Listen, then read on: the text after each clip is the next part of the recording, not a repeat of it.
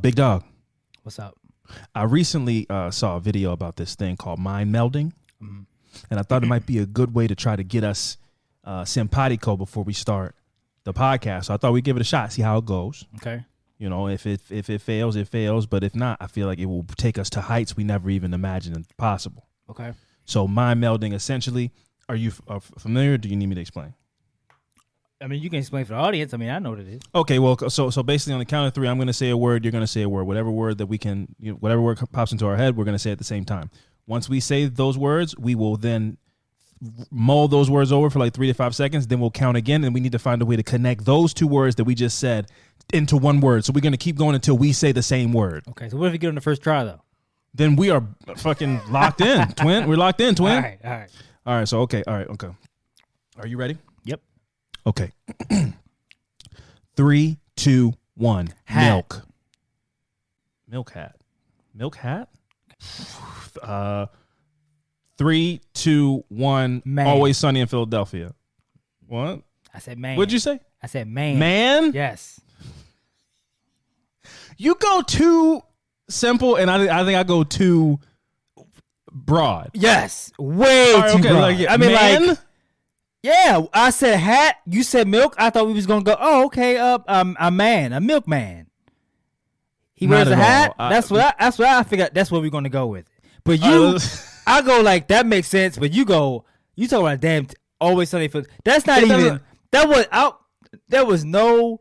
In any realm of possibility, I was going to say that. Milk hat was crazy. So I didn't, I didn't think, but also my brain didn't go milk hat, milk man. Yes. Because what do milk and hat have to do with man? You're saying, a man wears a hat and milk hat, man. milk and a hat, milk man. Yes. Okay. All right. Okay. We'll try again. Okay. All right. 3. Well, you gotta give me a second. Okay. Okay. Let's go. 3, 2, 1. Dog. Phone. Dog phone. Yes. Okay. 3, 2, 1. Vet. Boom. Yeah, let's go. Let's go. I like it. That's where my brain goes. That's like, I like it. There we go. Okay, this is about to be the best podcast ever. Let's get into it. Okay, we did that. No, we did that. Vet. Yeah, big dogs in the house. Let's start the show, man. Yeah, obvious. We got a problem here. And it's more than just Alvin streaming Punisher. When life begins to suck, who's reporting it? Luckily, you got two friends who you won't forget. Coming live, Alvin and friend on survival. Laughing non-stop, case drops on a cycle. Louder than intrusive thoughts off an iPhone. How they make the world seem bright with the lights off. AFs, it might as well stay up. Lies being told like that dinosaur BS. Magnifying glass to the ground if they don't see us. Having the time, roasting your favorite pizza. Bougie ain't an option, it's the wage. Take it to the grave, add moving to the place. You already know when they take the case. Laugh the pain away, it's affirmative murder. Hello and welcome to the first episode of Affirmative Murder since coming back from Crime Con. I am Alvin Williams, joined as always by my partner in true crime, Frantel Evans. What's going on, boss man? Oh wait, oh my God, I'm sorry. It's been so long. It's been so long. Oh yes, wait a minute, Mr. Postman. Yeah, man, I'm the mailman. Can't you tell, man? Gonna post to it. That will never happen. Like, I really apologize. We haven't recorded in. It's been weeks. We've been putting out Crime Con content. This is the first time we sat down and recorded since we got back from Crime Con. So whenever Crime Con was that September, the last week of September? Yeah. We have not recorded since then. So I'm a little rusty. That will not happen again ever in the life of this podcast. I apologize for that. But what's going on, man? Yeah, man, I'm allergic to bullshit, man. Bullshit. Yeah, we went on breaks. We went on breaks, and you just forgot. Well, I was ready. I was excited to talk to my friend. I forgot to hit the button. My bad. That's wild, man. What's new, man? What's going on? Crime Con. We haven't really discussed it, but I think people heard the content. Did you have a good time at Crime Con? I had a fantastic time. Had a great time. Other than the sleeping arrangements and what else? We had there was a time where we had the burps. Other than those 2 we days, ate well, you ate a burger and I ate a steak sandwich from the same place, and then we spent the rest of the day talking to people and networking, and then we'd be silently burping, and then blowing the breath away from the people that are in our face because it smelled like a butcher shop or something. It was great. Onion meat. It was insane. I would agree. The beds were very hard, but shout out to that Marriott for them. Well, we might have got into it. I can't remember what I left in. I can't remember what I left in and didn't leave in. But the initial walk into the place wasn't the best. It wasn't the best introduction, but they improved over the weekend. I guess the meal we had after the last day of CrimeCon, divine. Yeah. Caesar salad. I had a delicious chicken sandwich. Yeah. It was that was a great restaurant. So I had a great time at CrimeCon. I'm glad that you had a great time at CrimeCon. Yeah. This episode is a little bit differently. We have a special guest for the first time ever, I believe. I think we have never had a guest before. I don't know. I have to check the records. People will let us know in the comments and in social media and everything like that. But we have a very special guest. I'm very excited to get to have a conversation with them. We met them at CrimeCon, which we will get into. But what we're going to do is we're going to take a quick break, and when we get back, we're going to introduce you to our guest this week. So stick around.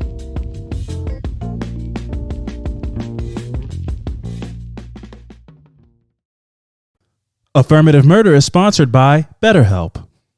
Life is a beautiful and chaotic thing, and sometimes that chaos can get so loud in our brains that we can't even think straight.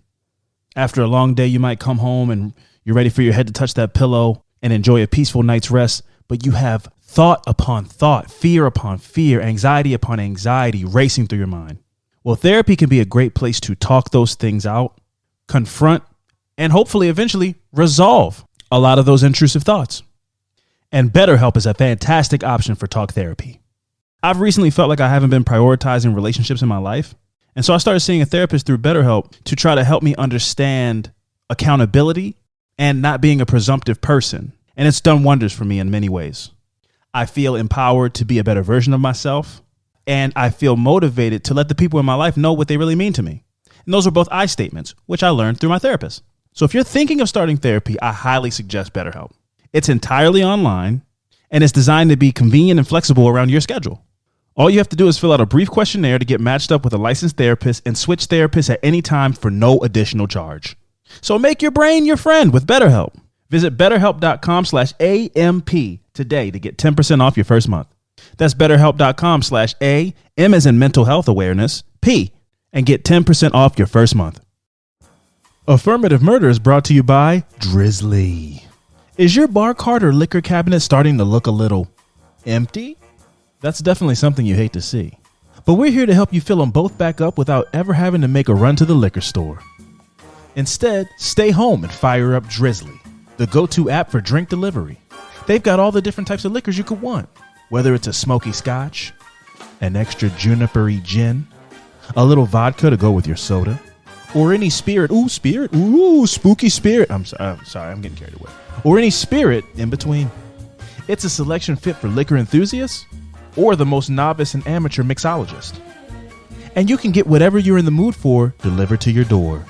Just download the Drizzly app or go to drizzly.com. That's DRIZLY.com and raise a glass of whatever the hell you choose.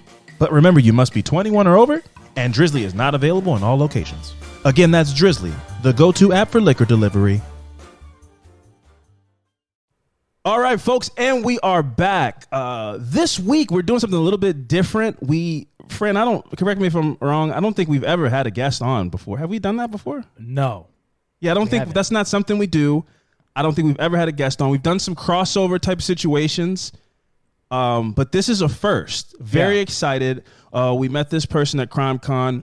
They were our booth neighbor. We had an incredible talk there at CrimeCon, both on mic, off mic. She's a hoot. She is a right fighter and a person that we wanted to get on the podcast and have a conversation with. Ladies and gentlemen, please give it up for Madison McGhee from Ice Cold Case. Hi. First of all, I had no idea you've never had a guest on before. No, not a one time ever in life ever. We've never had a guest on, not once. Oh my God. Yeah, we don't really like people, Madison. No pressure or anything. Jeez. It's not pressure at all. You should feel no pressure because you already are in, but just by the fact that we extended the invitation, you know, that should let you know we've never done it. Had such a good talk at CrimeCon.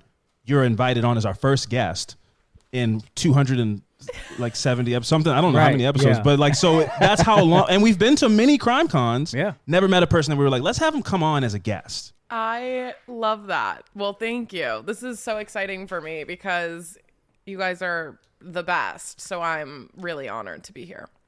the feelings mutual. Madison, we were talking before we started about CrimeCon. It was your inaugural kind of, not just CrimeCon, but your kind of like entrance into the wild space of true crime entertainment. And and now a couple weeks removed, they still haven't put the pictures up on the website yet. I wanted to see if they got some good candidates. But now a couple weeks removed, what are your thoughts on the space and seeing the convention aspect of true crime? I mean, what a weird genre true crime is for so many reasons. I mean, it's like people's trauma and like weird stories and survival stories and death and all this weird stuff, and we're all so fascinated by it, and then we all come hang out together. It's funny when you kind of like lay it out on paper, right? But when you're in it, it's so different. And meeting people who have sort of this interest, fascination with these stories that, maybe you felt weird because you were also fascinated by them. And then you're meeting people who have this similar interest, but then also meeting people who are directly impacted by these stories, I think adds this really interesting layer to it, that these aren't just like characters. I think like I always look at, I'm a producer, so I always watch these docs, or I used to watch these docs and go like, oh, like this character development is so interesting, the way that they started this person's story and the way that it ended. And then, I met survivors of Ted Bundy, the Golden State Killer. And it's like, these aren't characters in a story. These are real people. And so in the ways that when you hear CrimeCon, it can sound a little weird or cringy, when you're there, it definitely feels different.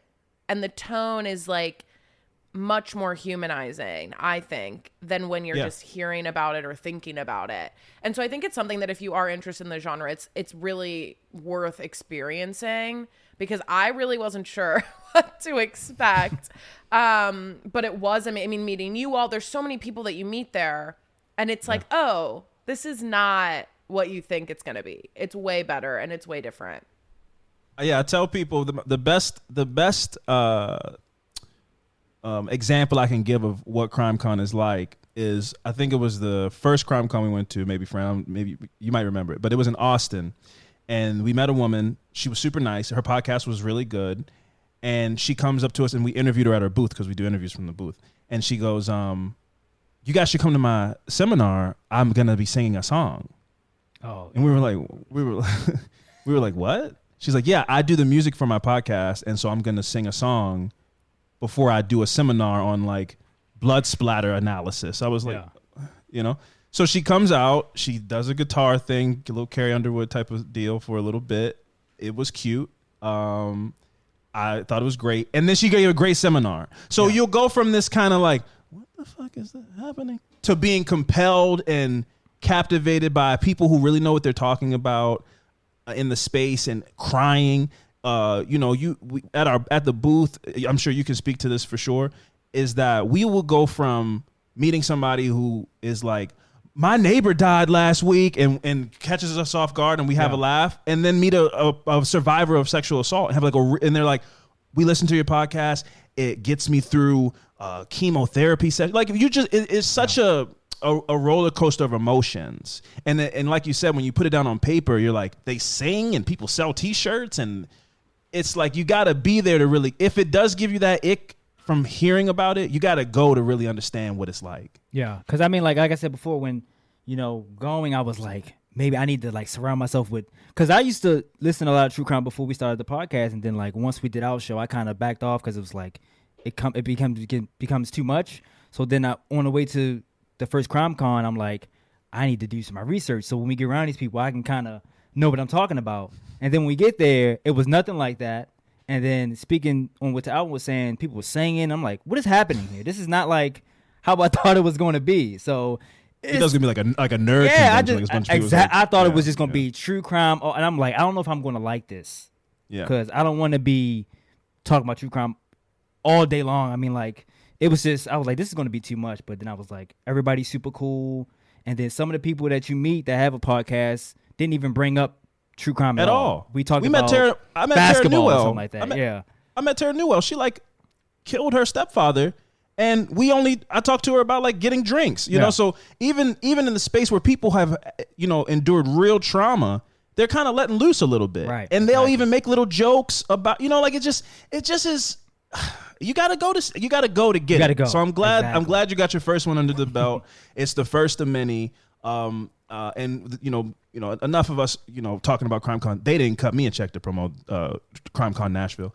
But we wanted to have you on because, Madison, you are a couch detective. That's what you are. You found out about something. Your father was killed and you wanted to solve it. And so you took it upon yourself to get involved. And that is kind of the spirit of a lot of people who listen to true crime. So we kind of wanted to pick your brain about what has that process been like? Where did it start? And like, what is step one of being a person who is going to DIY their father's case? Yeah.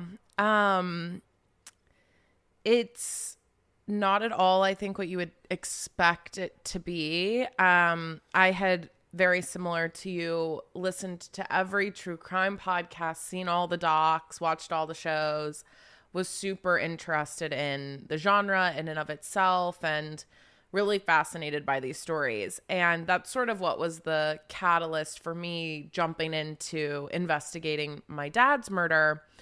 And so I sort of had this idea in my head of, oh, you just call up the police department and they give you all the information and then you get to investigate it on your own, and the end. They bring you the box, they bring you that brown box, and they just put it on your porch, and then you get to work. And that's it. And it's so easy. And that is not at all my experience, which could be for a number of reasons, but it took a long time to even just get access to the files. I didn't technically file a Freedom of Information Act, also because this case was it was like a state case, so it wasn't federal, and Freedom of Information Act is federal. Every state sort of has their version of Freedom of Information Act. In Ohio, it's called something else, like public records or something. And this was West Virginia based. This is Ohio. So the case, that's the other interesting nuance of this case, is that it happened right on the border of West Virginia and Ohio. Now, because of that, and this happens a lot with like missing people, this happened in the Gabby Petito case, when people are confused about what jurisdiction takes over a case, it kind of gets brushed under the rug because no one then wants to deal with it. And so like in Gabby Petito's case, it was like, well, she's from Florida, but she went missing in Utah. So do you file in Florida? Do you file in Utah? What police department takes over that case? And so this kind of happens in this area a lot, where it's like you're right across the border in Ohio. So it's technically Belmont County, but does Wheeling take over because they're right across? Well, technically no. So then does Belmont County take responsibility? It's like gets really complex and annoying. And then you're dealing with, now I'm calling to get files from different departments, and it was a hassle. So I called the Belmont County Sheriff's Department first because that was sort of the jurisdiction that this would fall under.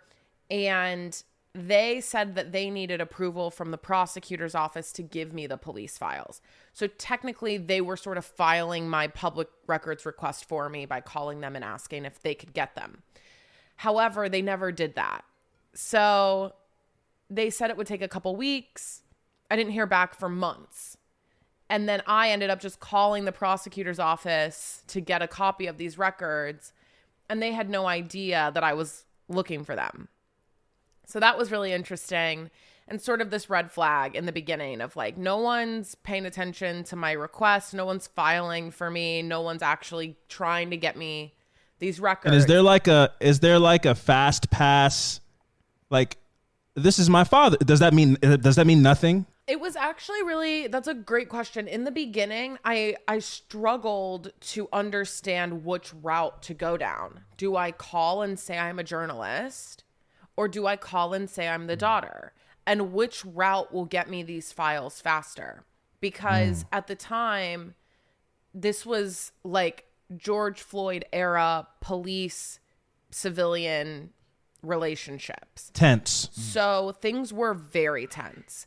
And to call about a McGhee, which in this town was a known last name, and to call the sheriff's department that was primarily or all white about my dad's murder, that was already sort of suspicious.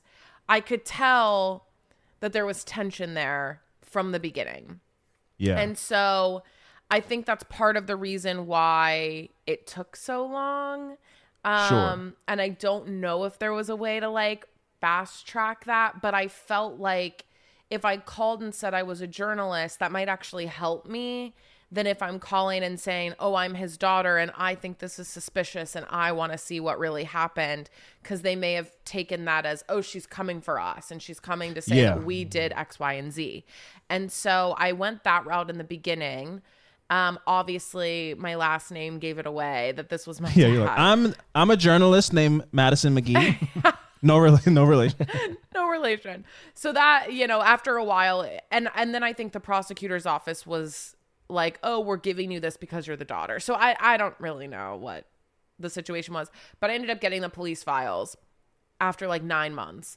And once I started digging through, I had a lot of questions. So I started asking people for information. I went to visit. I went to ask people in person.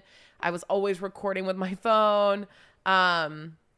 Luckily, Ohio is a one-party state, so I was legally allowed to record all of my conversations. But now, are these things that you learned along the way, or are you abreast to legal loopholes and those kind of things, or was that something you found out along the way? I learned everything along the way. I would call friends and ask questions who I had known done similar things to this. For example, I have a friend who works at Tenderfoot, and I would call her and just ask like, oh, where do I start? What do I do? Like those types of things. And so she was helpful. I would Google a lot. So I knew, because of Taylor Swift and Kanye West, about the 2-party, 1-party consent. Sure. Phone call. So I made sure to Google that. And you can Google like Ohio 1-party consent state, and it'll tell you what it is. And so I knew a little bit about that stuff. I didn't know a lot about sort of the legality of making a podcast, which I'm learning a lot about now, which is very complex. And getting things legally cleared and all of those types of things. But in the beginning, it really was like, I'm just going to record stuff and hope that I don't get in trouble. And if I can't use it, then I just won't use it and whatever, but I'd rather have it than not have it, and all of those things. But yeah, it was a lot of just like, just start, just try, figure it out as you go, Google things, call friends. I didn't really know what I was doing, to be honest.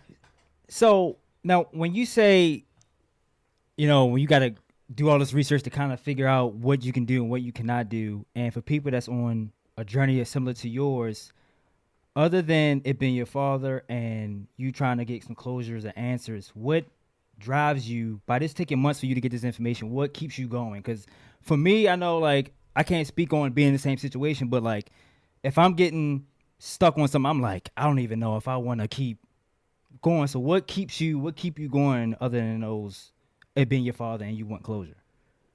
Yeah, I think in the beginning it really was a slow burn, and I think that helped because I didn't get burnout really fast. So this did take a long time. So it took me a long time to get the police files. It took me a long time to read through them. It took me a long time to do all of this stuff.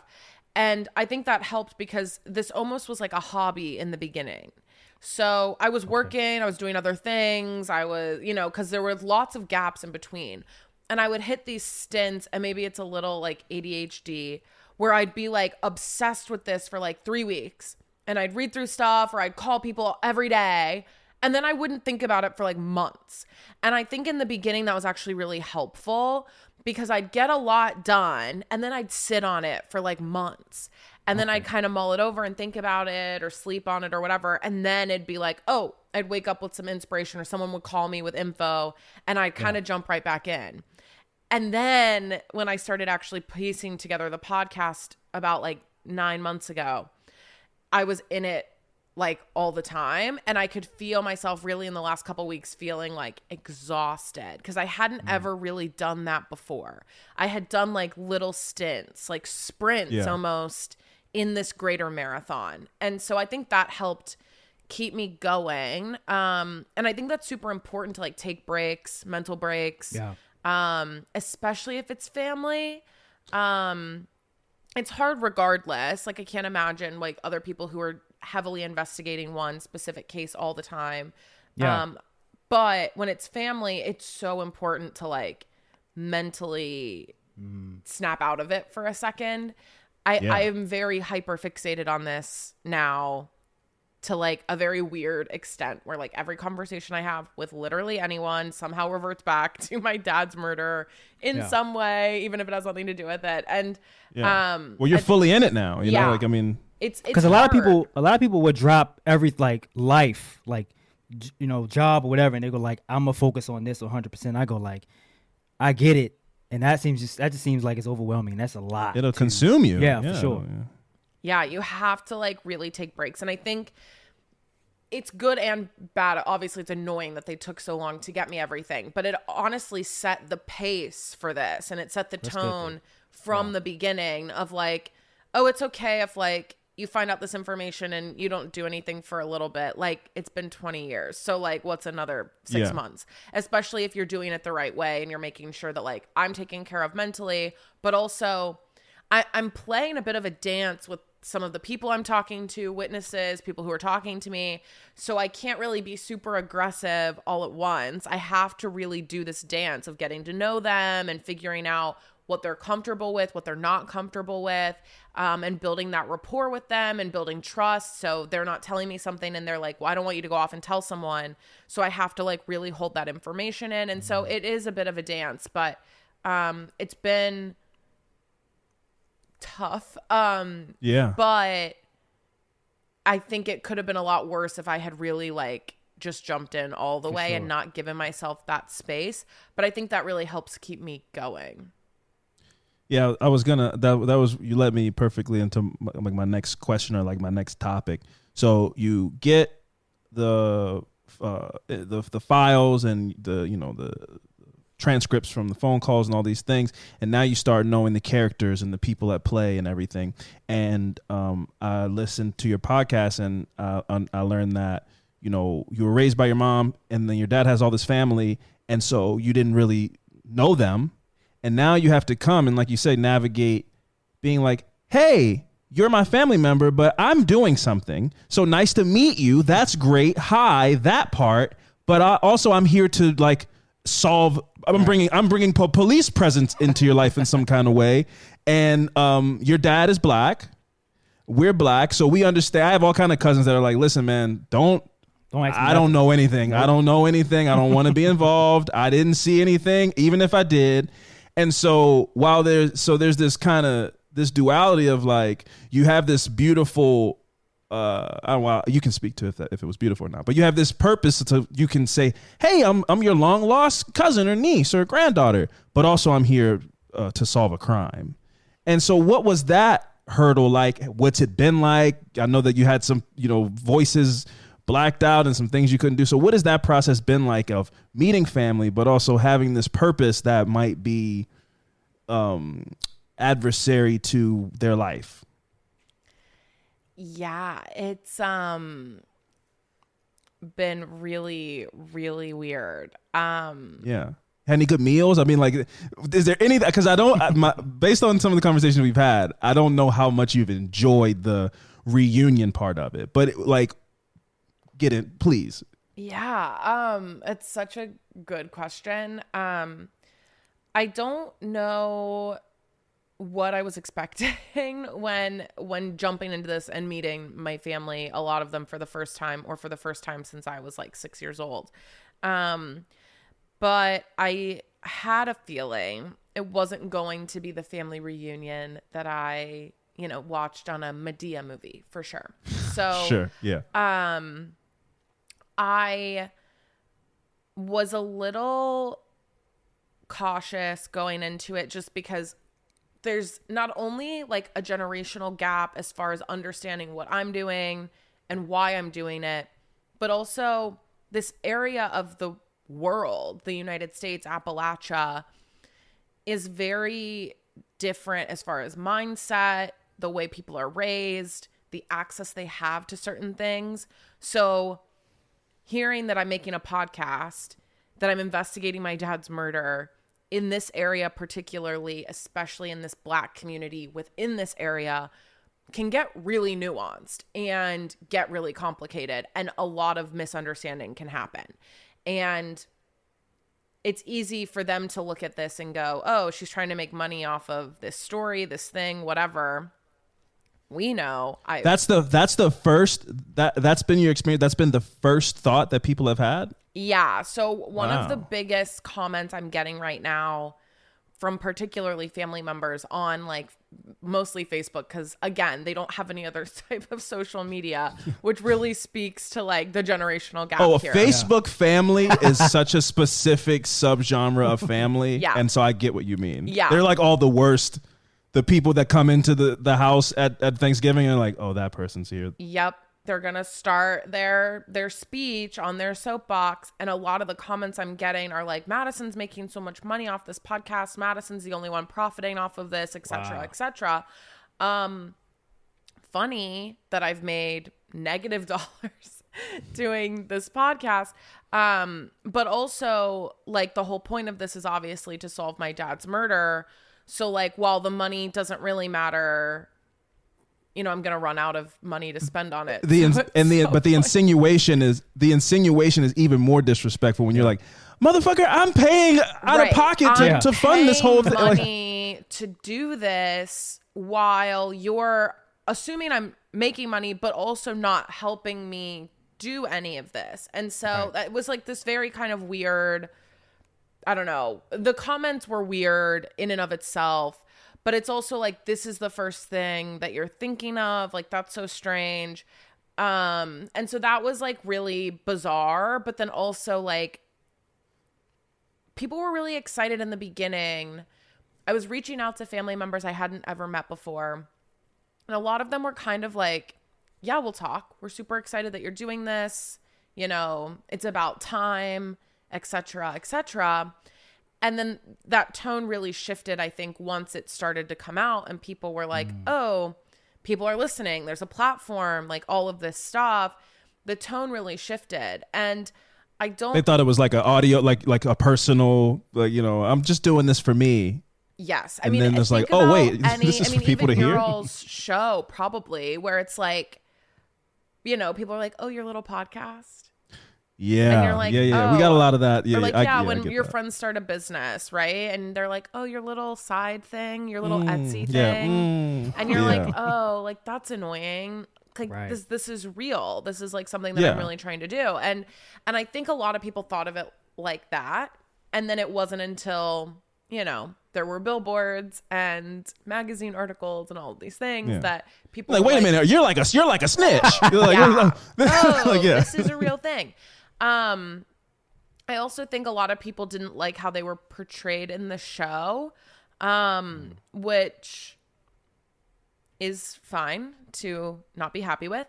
But my argument is and was and always will be, I sort of jumped into this late in the game. I didn't know that my dad was murdered until I was 16, and I didn't grow up in this area. So I'm now interviewing all of you and getting information from you that you've had this whole time. So it's not my fault that I'm saying you were not disclosing information, because you weren't disclosing information. Exactly. And so I think a lot of people weren't really happy with that. I think obviously the Black dynamic, they were afraid to out someone, especially if they know them. They don't really want to deal with the police. They don't want to testify in court because they don't trust the system. There's a lot of things happening here that I understand and empathize with. However, it's very hard because I am biased, and that's part of the show, is that I'm telling my own story, and this is my dad. So as much as I respect your distaste for the system, and I too am not a fan, I don't really care, because this is my dad. And like my dad was murdered, and not just murdered, like I believe it was like a planned attack to specifically kill my dad, I don't really care that you don't want to go to court and testify against someone. That doesn't bother me. I don't really give a fuck. So say something or I'll out you for knowing something. And like that's sort of, and I don't think people like that very much. Yeah. But it goes to what you said earlier, which is like, you know, this isn't like a Wes Anderson movie or something. Like you're not a character like that. These people aren't characters. Anything that you say is your character. It's not a character that's being directed or created. Like you said what you said or didn't say what you said, and that's who you are as a person. So you can't really be mad. I don't like that argument of people when we're in the real world and like, you framed me weird. It's like, well, no, you said that. Yeah. Oh, slander and libel are words that I've been hearing over and over again. Thank God I have a good lawyer. But yeah, like I've been hearing like, oh, I'm suing you for defamation. I'm suing you for this, that, and the other. And like the biggest thing is like, well, you'd have to prove that what I said wasn't true. Yes. And that's where it gets tricky. Obviously, you know, we've all seen Jersey Shore and these shows, and my buddy did American Idol a few years ago. And so I went to his audition and seeing them go, all right, so you're going to go sit next to that girl and then say like, where are you from? And then we're going to like ship you guys. And then you go, wait, they don't really have a crush on each other. So you get disillusioned by things can be painted away in reality television. But for the most part, if you're sitting down and talking to somebody, it's really hard to frame somebody's words as anything other than what they are. Now you can chop it up and you can leave some things out and maybe you miss some contextual things, but like in an interview of a conversation, especially when I'm imagining you going to sit in somebody's living room and put a microphone down and there's no way to like make what they said not what they said. You know, so I don't really, I hate that argument and I get that that's going to be something you come across, but you know, hey, fucking prove it, you know? Yeah. But my another question I wanted to ask about West Virginia. When did you moved? You and your mom moved to Ohio? Yes. So yeah, that's where things got a little sticky. So I was born technically in Wheeling, West Virginia, which is just across the border from Ohio. And then when I was a baby, I moved with my mom to Charleston, West Virginia, and that's where I was raised. So my dad lived in Ohio, but I lived in West Virginia. And then when my dad died, I grew up in West Virginia, like kind of just raised all the way through high school in Charleston, West Virginia. So that's where I like grew up. So because I don't, I only know, the only experience I have with West Virginia is The Wonderful Whites of West Virginia. It's one of the best documentaries ever. And so what the dynamic of being biracial and like when you come back and, your family's not in Charleston, right? Because I know Charleston's like a city. I know Charleston's like it's not like a rural, it's like Charleston's more city, right? Yeah, it's like 52,000 people. It's the capital of West Virginia. My mom still lives there and my grandmother still lives there. So I do visit every so often. I've got some friends from high school who still live there too. Yeah, it's it's pretty rural, all things considered. I mean, people from LA would probably say it's very rural, but it's like city for us. Sure. Yeah, I mean, it was definitely weird. I think at the time, and maybe even still today, West Virginia is like 4% black. So it was very, very white and very confusing because I am super light skinned, but like no one would confuse me for a white person. Like that's not like, I wouldn't say I'm white passing in that way where someone sees me and they're like, oh, like this white girl, like that's never happened to me before. And so that almost makes it worse because it's very, very confusing when you're in these spaces and you're trying to navigate, like, where do I belong? Where do I sit? Yeah. Who do I hang out with? So, like, that's kind of a weird place to navigate. And at the time, my mom was, like, chemically straightening my hair and, like, doing all this stuff. Not really in I don't think it was, like, intentionally to, like, whitewash me. Yeah. But it's just what she knows how to do. Right. She didn't know how to do anything else with my hair. So that made it easier for her.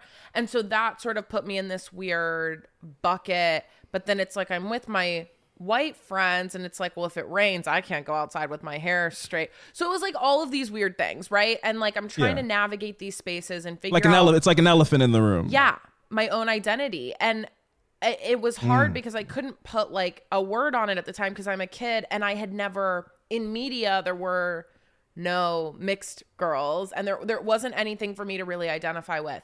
And so I had a lot of like mental turmoil just solely dealing with that. Like that in and of itself, I can't imagine if you come from like a really nice normal family that's like middle to higher class, and dealing with that's gotta be a mental fuck. But to add in that I'm like being raised by my grandmother, my dad is dead, my mom is a drug addict, and I'm dealing with all this, and I'm in West Virginia where like it's already kind of a weird, at the time we were going through like the coal mine industry was dying. So a lot of my friends were sort of having their fall from grace from like going to like from like a high income household to like poverty levels, and like all of this weird stuff is going on. I'm trying to find my place in the world.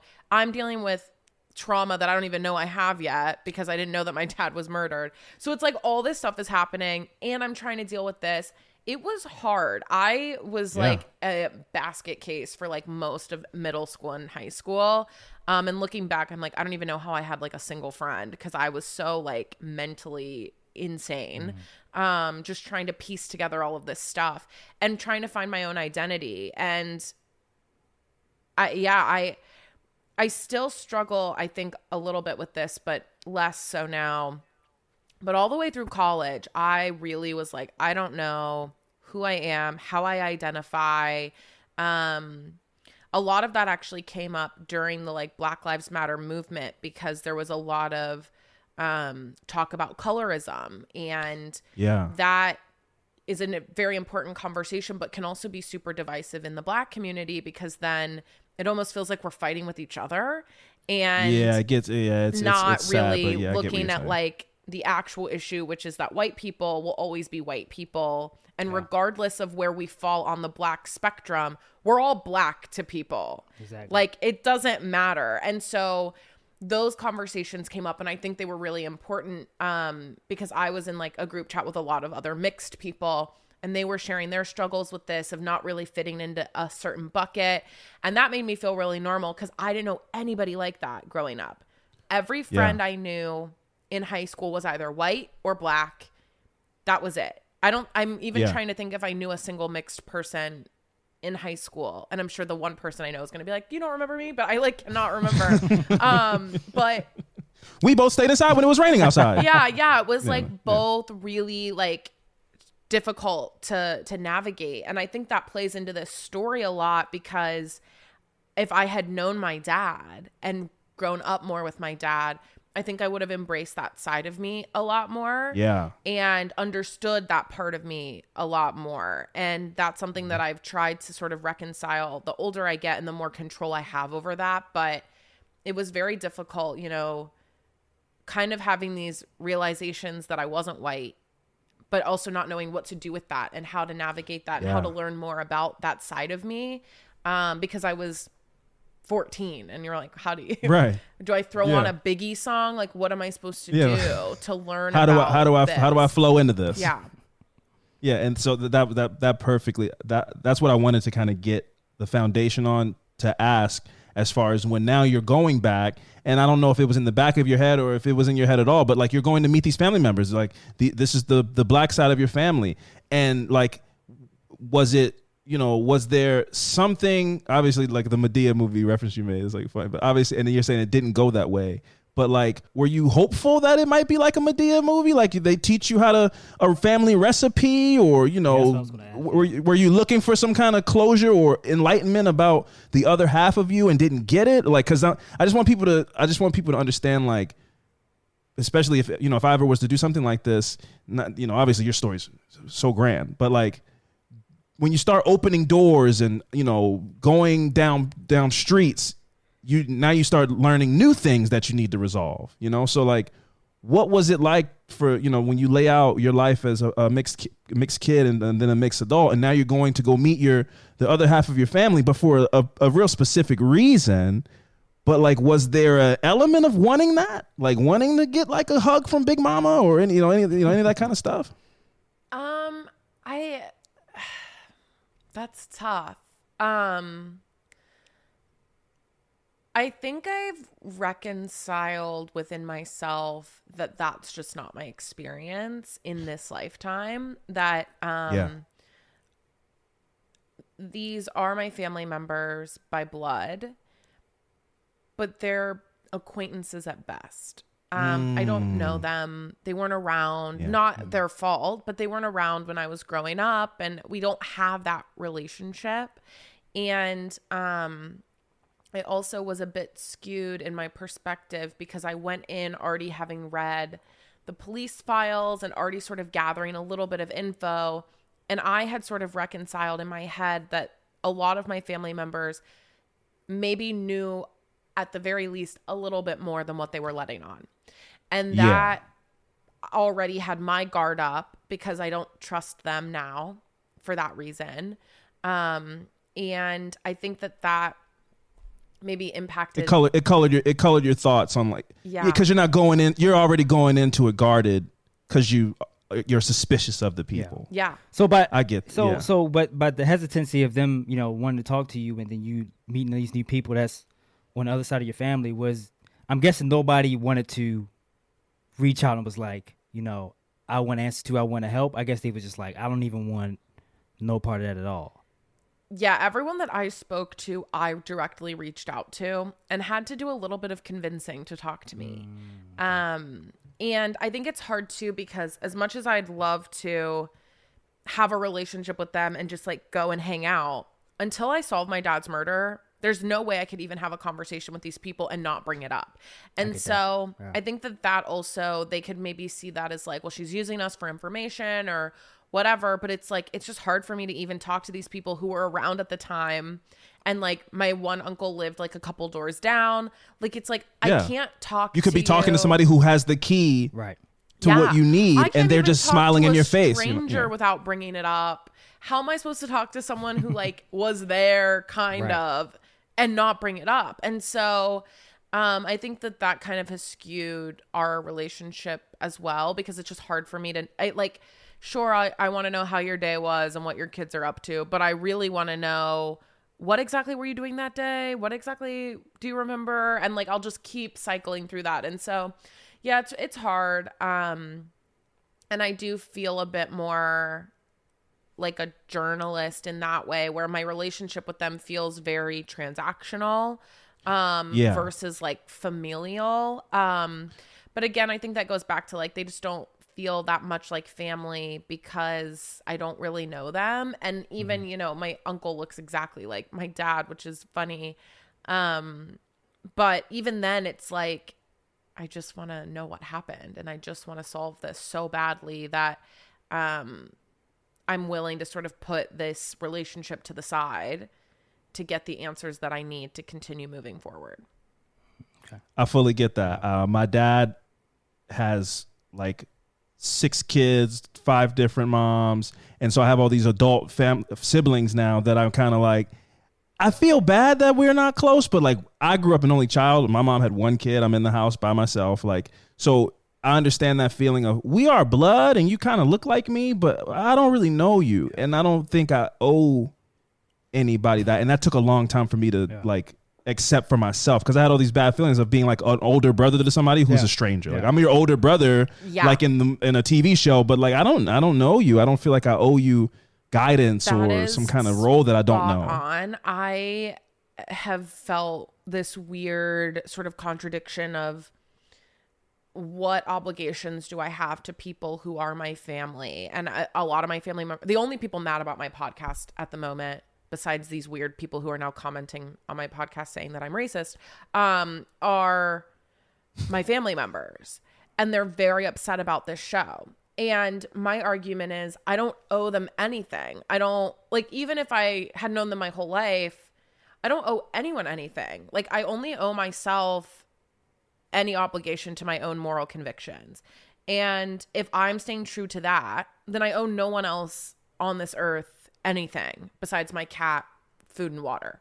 And it just doesn't make sense that we get in our heads about, oh, well, you have to have a relationship with someone because they're your family member, or you owe your parent X, Y, and Z because they gave you life, and like all of these weird things that we're fed our entire lives. If your parent sucks and is super toxic and a narcissist, you do not have to have a relationship with them. And it's very weird that we pretend like you do. Like, if that was a boyfriend or a girlfriend or a toxic relationship or an abusive relationship, you would tell your friend to get out of that relationship. But because it's a relative, you're like, you should really work that out. That's weird. That's gross. Stop doing that. Like, I don't like that at all. And I feel that way now with my podcast. Like, there's a lot of family members who have been reaching out with like the worst things to say to me ever. And I don't reply, but if I did, I would say, I owe you nothing. Like, I owe you literally not one thing ever. If I end up making $1 bajillion on my podcast, I don't owe you anything. If I solve this case, I don't owe you a thank you. I don't owe you anything. Like, I don't owe you anything. It's just so weird that like we have this like, oh, your family. Okay. And yeah, exactly. Exactly. Like, as long as I'm staying true to my moral convictions, and that's a line I'm learning and trying not to cross, I go to bed at night with a big fat smile on my face. Yes, that is like the overarching guidance for me and Fran as well, where, you know, I think that, you know, if I'm doing anything that feels yucky to me, then I know my only compass is the one internal. Yep. You know, like I can't do stuff for other people. If you try to appease everybody while you're doing something that you feel compelled to do, you're going to do it the wrong way. Sometimes you get it wrong. Sometimes you had good intentions and you did the wrong thing. But I think that's a conversation that I'm willing to have over, oh, I think this might be bad, but like I know people will like it. And that is where that you get to that line and you go, no, because then if you do that one time, then you're going to go down a pathway of being a really nasty person when you're in a space of people who are looking to absorb this information and these stories in a way that feels helpful and not exploitive. And I think that you're nailing it, and you don't owe anybody anything, you know? So I think that you crushed it. Thank you. Well, you bring up a really interesting point because, I do find it interesting, and I hope this isn't offensive to anyone, but a lot of people love what I'm doing with my podcast, which is amazing. And then there are those few people that, you know, don't like it, mostly my family, but other people have now started to kind of come out of the woodwork. And I find it really interesting because even the comment about making money off this podcast, which I'm not yet, if I was, so what? There's other people, we met them at CrimeCon, making 6 figures on their true crime podcast, telling other people's stories. And that's fine. Good for them. No trashing that at all. But so why is it a problem when you why can't I do that with my own story?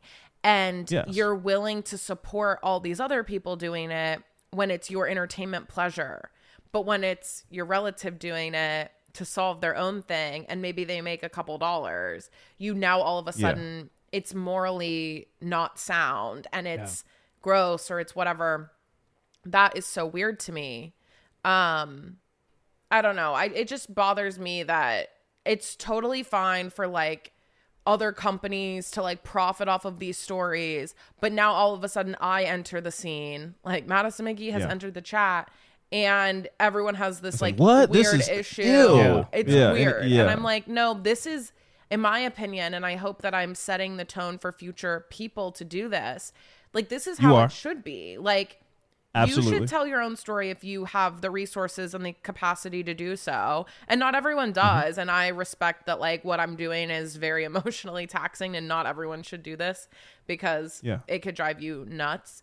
And it does drive me nuts. But if you are able to and you have a desire to do that, you should do that. And I don't know. I think that there's nothing weird about it. In fact, the opposite. It's weird that other people are doing it. If we're gonna say what's weird, let's get real about it. And not opening the door for people to tell their own stories. Yeah, and I fully agree. I think that we had that discussion at CrimeCon briefly, where I feel like, you know, the space needs people like you telling their story.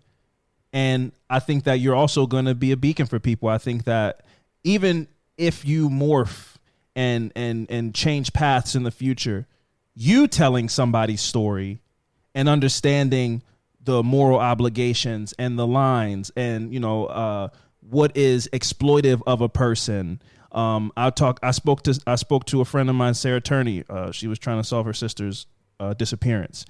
Very popular TikToker. She's grown in the space and she has a name for herself. But she said early on when people were doing documentaries, Hulu and these platforms, and asking her to be a part of it, and she would have any input about, well, I don't really want to talk about this or that, they would almost hit her with the making the band Puff Daddy. Like, look, you can either make the documentary or you cannot make the documentary. Yeah. In the nicest way possible or whatever kind of legal way, where they're like, well, this is the narrative that we're painting.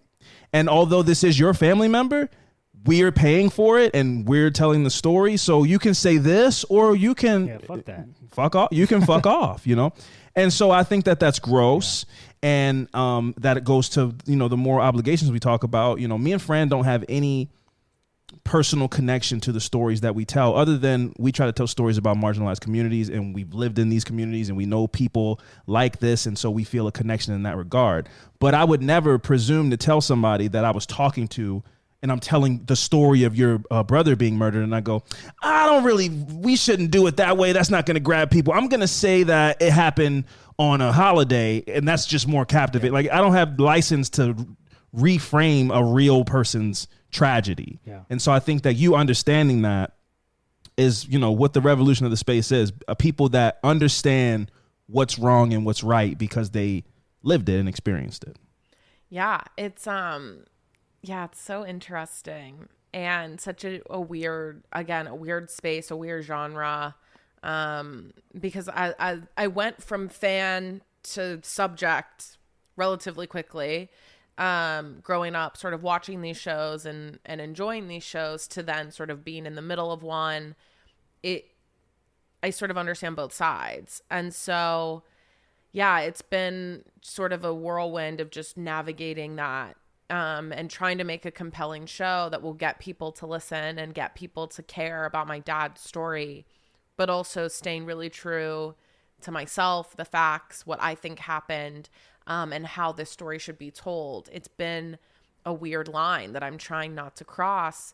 But yeah, I mean, I'm now sort of having these conversations about what to do next with this story and how to get it in front of a wider audience, and staying true to myself and my convictions has been the forefront of these conversations. And it's tough when you meet people who are making a lot of money in this space, and it's so easy to veer off of the path very quickly. Yeah. But for me, obviously, it's not about that, because I just want to solve this case so badly. But yeah, it does have me thinking about sort of, because I already know I'm going to solve it. What's next? What am I going to do now with what I've built and what this is, and how can I use that to help other people? And now that's keeping me up at night. But yeah, we'll see. We will see. And I know you're going to solve it too. Before, because we appreciate your time, we don't want to hold you up. But before we let you go, I have two things. I'm going to throw it to you. Try to remember them. One, I know that you work for a food station. I don't want to say, I don't put it out there. But I want to ask if you've met him. I feel like him is, everybody knows who him is when we talk about that space, because I just am fascinated with him. I'm hoping you know who I mean. And two, I would love to know what was the first big hurdle or awkward moment in your journey of interviewing people, calling police, interviewing family? Is there one that stands out where you go, listen, these are the kind of moments that you're going to come across if you try to, DIY a case yourself? You got to have the fortitude to be able to sit in an awkward situation. Oh gosh, I've had a lot of those. I'll start with that, and then I'll go into food. There's been a lot of moments where, even just recently, I emailed the prosecutor's office to file a FOIA, And they never email me back. Now I know that they're very aware of my podcast and everything going on, and I think that has something to do with it. But now I'm really nervous to talk to them because now they know sort of what I think. And before it was sort of I was calling and I hadn't made anything yet or put anything out, and they didn't really know where my head was at, and now they know. But yeah, there's just been a lot of uncomfortable conversations around just like, I mean, when talking to the police, trying to ask them questions about their own botched investigation is very awkward because I was in person when I interviewed them. And so that was really weird, trying not to sort of outright say that I think the investigation was botched, but also asking questions about like, oh, what about this? Did you guys look into this? And like already knowing the answer is no, and like trying to navigate that. And you could kind of tell, I mean, these are detectives, whether they're good detectives or not, they could tell what I was doing. And so that was a little weird. And then also I had one conversation with the prosecutor's office where I basically just asked like, what's the protocol if the police didn't do their own due diligence? Am I able to sue the Belmont County Sheriff's Department? Like, what does that look like? And they were pretty stunned by that question and sort of diverted the conversation very quickly. But that was really uncomfortable because I was just genuinely curious. Like, there is no checks and balances for police. And so I was just curious, like, not that at the time I thought that was happening in my case, but just in general, what happens? Is there a system in place for that? And they couldn't answer that question. And now I'm thinking that that may have been what happened, but just like really having really uncomfortable conversations with people and almost like having to sort of play my cards. And like, I don't want people to know where I stand because I want to still get more information and I want them to still talk to me. But sometimes you just kind of have to throw all your cards out on the table, and that can get really uncomfortable. And then, you know, then they know, and they know where your head's at. They know what you're thinking. They know who you're leaning towards. And then they're able to sort of play their hand differently because of it. And things can get really annoying and uncomfortable. So that's been really tough. And now I'm at a point where now everyone sort of knows where I stand, and I'm trying to get more information and I can't because they won't talk to me. And so that's a bit annoying. I am a producer for Food Network. I work on a lot of food shows. I'm currently filming a show right now that's really fun. It's a wonderful show on the network with all the big heavy hitters, which is really fun. I work with and have met Guy Fieri. Yeah. And it's always a pleasure and always so fun. He is such a big personality, obviously on TV, but also in real life. He's like the same person. Yeah. Like, I don't think that he has like modes at all. I think he has one that's speed, what I wanted to know. and he that makes me so happy. Oh, like, yeah, he wakes up, turns on the car, and it's just going at one speed until he goes to sleep. And Madison, that segment was gangster. Yeah.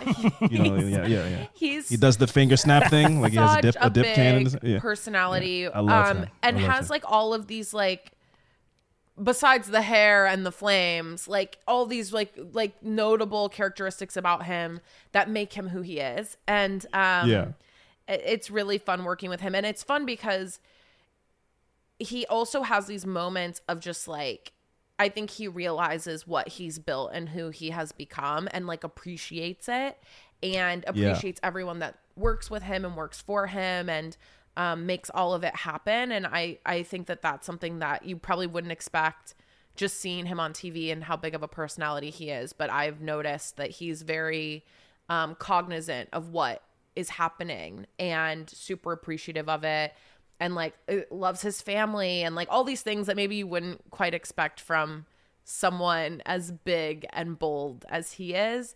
But I've noticed, I've learned a lot just from my short time of working directly with him on set, but just from watching and hearing stories, like I've learned so much about how to keep your head on your shoulders and sort of build an empire. And I think that that's really cool. And I love food shows are fun, especially given what my side hustle is. It's really nice. It in the beginning, it was a little bit like, oh, food, that seems like lame. Like, do I want to work on food shows? But it's actually been amazing because it's something that just like brings everyone together. And what I thought I was doing with my dad's story didn't seem super polarizing in the beginning, but has quickly become very polarizing. And food is that one thing that, like, regardless of political affiliation, where you live in America, what you do, like, food is fun and everyone can appreciate it, and everyone loves these shows, and they're lighthearted, and there's nothing more to it than like we're cooking food and we're funny, or we're competing against each other and like whatever. And it's like really fun. And so that actually has lightened my load a lot on top of the paycheck, which keeps me afloat. But that's good. It has lightened the mental load a lot, that I can go to work, watch people cook, and then go home and sort of dive into something a little bit darker and more mentally taxing. It's been really good, and everyone there has been super supportive. Actually, fun fact, Guy's dad was born in the same town as I was in West Virginia. Wow. So random fun fact.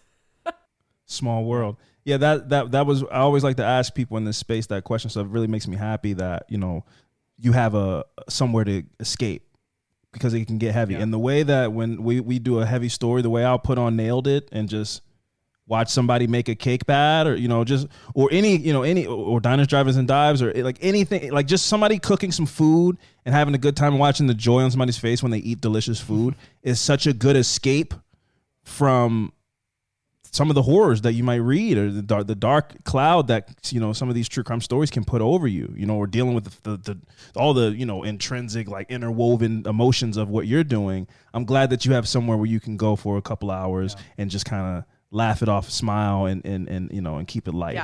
Madison, before you go, I would love if you would plug your podcast. I'm sorry we took up so much of your time. Oh my God, no, I could literally do this like all the time. This is we gotta have you back soon.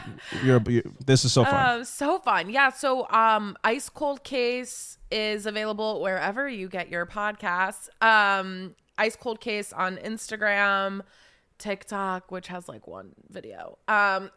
And I'm Madison McGhee. It's a hard one. It's a hard one to keep up with. I just can't with the TikTok, you young kids. I just, I'm 1 year too late, I think, to understand. But Ice Cold Case is available everywhere. Part 1 is out all the way, episodes 1 through 9. I am currently working on part 2, which is a lot more of like the deep dive into like the investigative side, really diving into my theory of what I think happened, and the suspects that I think were involved, and really diving into that side of things. It's going to get really crazy. And that will come out early 2024. Awesome.